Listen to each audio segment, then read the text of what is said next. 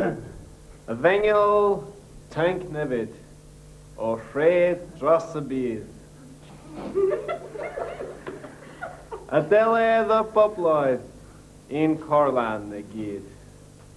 Fel bydd o pawb mwyach yn sicr o'n coel a'n cariad at rhyfel, sef rhyfel yr oil. Go, go, goniant, na goricha. Go, go, goniant, na goricha. Go, go, goniant, na goricha. Cyfiawn der sydd o'n plaid. Go, go, goniant, na goricha. Go, go, goniant. So mae'r gwyddel ma'n behafio yma.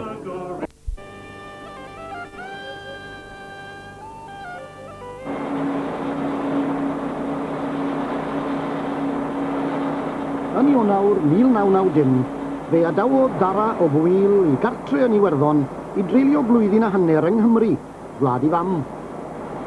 Y nod gyntaf oedd ennill profiad yn ei waith fel peiriannydd. Fe ddath cyfle i wneud hynny yng ngweithdy peiriannau Emrys Owen yn Cernyw ger Llanrwst. Ar ddamwain, roedd Dara wedi dychwelyd i'r union bentre fe roedd ei daid wedi enni a'i fagu. Roedd y teulu drosodd yn Llanrwst am yr Steddfod ac nes i sbio yn y Yellow Pages yn chwilio amdan lle engineering yn agos i Llanrwst. Nes i ffindio Emrys Owen, so nes i acw i gofyn am gwaith a nath o cynnig gwaith i fi sydd bin. Bydde ddim yn haws i ti ffindio gwaith tebyg yn Iwerddon yn rhywle? Wel, dwi ddim yn siŵr. Nes i ddim trio.